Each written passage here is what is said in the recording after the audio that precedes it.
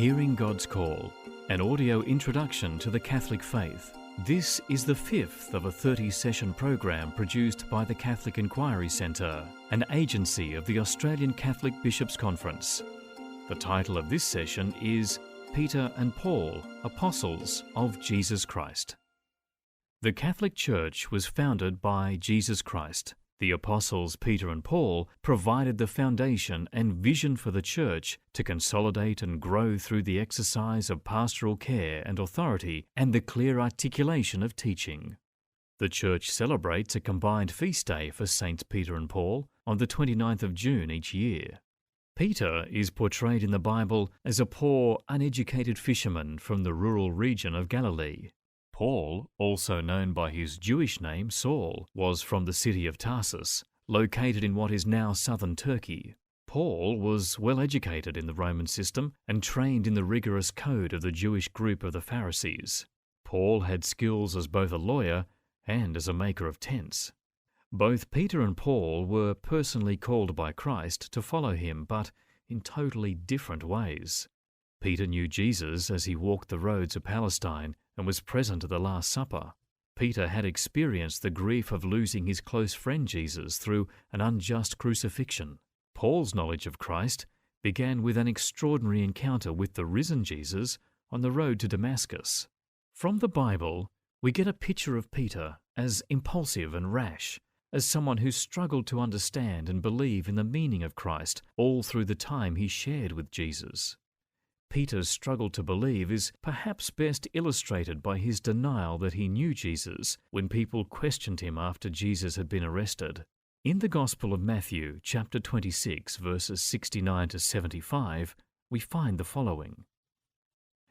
Meanwhile, Peter was sitting outside in the courtyard, and a servant girl came up to him saying, "You, too, were with Jesus, the Galilean." But he denied it in front of them all. "I do not know what you are talking about," he said. When he went out to the gateway, another servant girl saw him and said to the people there, "This man was with Jesus the Nazarene." And again, with an oath, he denied it. "I do not know the man." But a little later, the bystanders came up and said to Peter, "You are certainly one of them too. Why, your accent gives you away." Then he started cursing and swearing, "I do not know the man."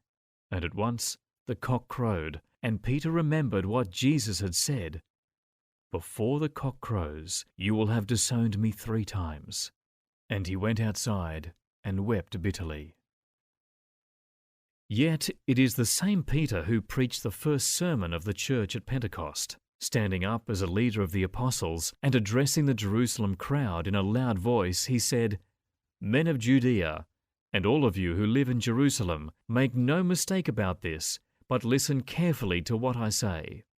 See the Acts of the Apostles, chapter 2, verses 15 to 36. We first meet Saul, also known as Paul, in the Acts of the Apostles, where he minds the coats of those who are stoning the young man Stephen to death. Stephen's only crime had been preaching about Jesus of Nazareth. See the Acts of the Apostles, chapter 7, verses 55 to chapter 8, verse 3. As a strict and zealous Jew, Saul was on a mission to squash this new movement that was proclaiming Christ as Lord. The conversion of Saul on the road to Damascus is perhaps the most dramatic account of a call from God in the whole of the Bible. As told in the Acts of the Apostles, chapter 9, verses 3 to 9, Saul was approaching Damascus when suddenly a light from heaven flashed around him. He fell to the ground and heard a voice saying to him, "Saul, Saul, why do you persecute me?" Saul asked, "Who are you, Lord?" The reply came, "I am Jesus, whom you are persecuting. But get up and enter the city, and you will be told what you are to do." The men who were traveling with him stood speechless because they heard the voice but saw no one. Saul got up from the ground, and though his eyes were open, he could see nothing. So they led him by the hand and brought him into Damascus. For 3 days he was without sight, and neither ate nor drank. In time, Saul began to use the name Paul more often. It is as Paul that he is known as the great preacher of the gospel to the people of the Roman world beyond the borders of Palestine. Paul established churches in cities around the Mediterranean region, and his letters to these church communities are collected in the New Testament. Peter and Paul both made mistakes. Peter denied he knew Jesus when the going got tough, and Paul acted in violent ways in his efforts to crush the early church. However, God chose them both to have special roles in the Church of Jesus Christ. Peter was a leader of the apostles, and Paul was the great missionary of the early church to those who were not Jews. We now set aside some time for personal reflection. You might want to press the pause button to spend some time either writing or drawing your response to each of the 3 questions. Question number 1. In the Gospels, Peter appears to be slow to understand the meaning of the message that Jesus is teaching. Spend a little time to reflect upon and list aspects of the mission of Jesus that you do not understand. Question number 2. Think about who you might ask to help you get a clearer picture of the meaning of the message of Jesus Christ. Work out a plan of when you can ask them. And question 3. Both Peter and Paul were transformed by God's Holy Spirit. For Peter, it was from doubt to faith, and for Paul, from hatred to love. As you take this session to prayer, think about what things do you want God to transform in you. A film on DVD that might help to explore the life of these 2 extraordinary apostles is Peter and Paul. Made in 1981, this film is directed by Robert Day and stars Anthony Hopkins. There are some good movies about Peter and Paul. The legend of Peter leaving Rome at the time of persecution and having a vision of Jesus going into Rome, asking, "Where are you going?" The movie takes its Latin title from this question, Quo Vadis?